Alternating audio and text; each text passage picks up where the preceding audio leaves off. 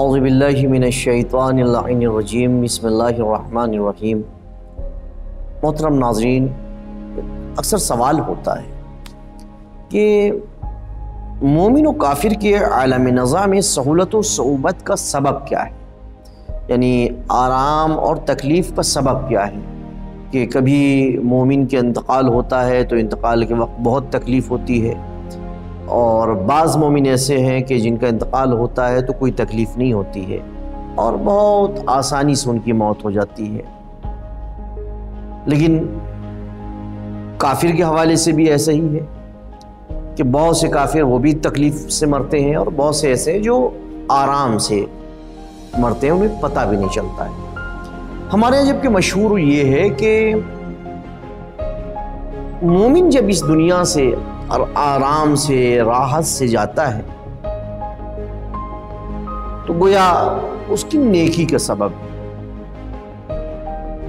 لیکن اگر تکلیفوں سے جاتا ہے تو یہ اس کی تکلیفوں کی وجہ سے کہ پروردگار عالم چاہ رہا ہے کہ اس کی تکلیف یہی ختم ہو جائے، گناہ یہی ختم ہو جائے۔ تو پھر مومن کے لیے ایسا ہے تو پھر کافر کے لیے کیسا ہے؟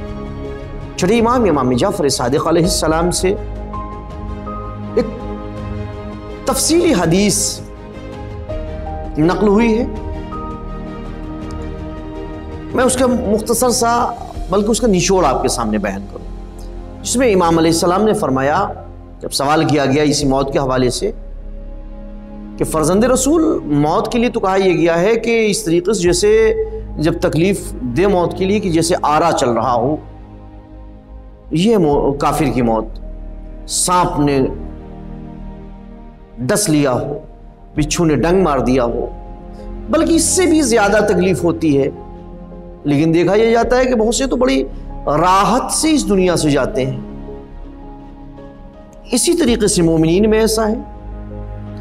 راحت سے بھی یعنی آرام سے اس دنیا سے جاتے ہیں اور تکلیف سے بھی جاتے ہیں۔ تو امام علیہ السلام نے فرمایا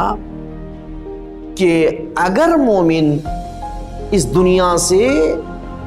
راحت و آرام کے ساتھ جائے، راحت و آرام کے ساتھ جانے کا ایک سبب یہ ہوتا ہے کہ اسے خوشبو سنگھا دی جاتی ہے جنت کی، جس سے اسے پھر اندازہ نہیں ہوتا، یعنی اسے کچھ پتہ نہیں چلتا کب روح نکل گئی۔ اور دوسری حدیث امام کی یہ ہے کہ ہمارے جد امام علی علیہ السلام تشریف لاتے ہیں، اور یہ بہت ساری احادیث موجود ہے کہ اہل بیت اطہار ائمہ معصومین علیہ السلام تشریف لاتے ہیں، ان کو دیکھتے ہیں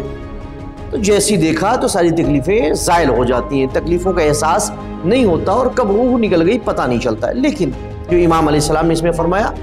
کہ روح نکالتے وقت مومن یعنی بعض ایسے جن میں تکلیف ہوتی ہے اور بعض ایسے جن کو تکلیف نہیں ہوتی ہے، کہا جس کو تکلیف نہیں ہوتی سمجھ لو کہ اللہ کے طرف سے اس کے ثواب کا سلسلہ شروع ہو گیا، اللہ کی طرف سے جزا کا سلسلہ شروع ہو گیا،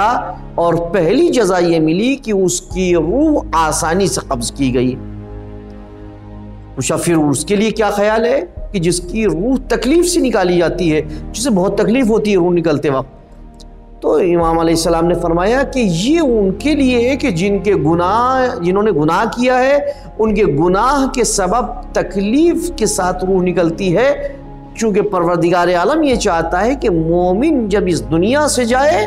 تو پاک و پاکیزہ صاف ستھرا ہو کر کے جائے، یعنی اس کے ذمے کوئی گناہ نہ ہو، لہٰذا اس کو تکلیف یہی دے دی جاتی ہے چاہے وہ عالم نزا کے وقت ہی کیوں نہ ہو۔ اب پوچھنے والوں نے پوچھا پھر کافر کے بارے میں کیا خیال ہے؟ جس کافر کی روح بہت آسانی سے نکلتی ہے اس کے بارے میں آپ کا کیا خیال ہے؟ تو امام علیہ السلام نے فرمایا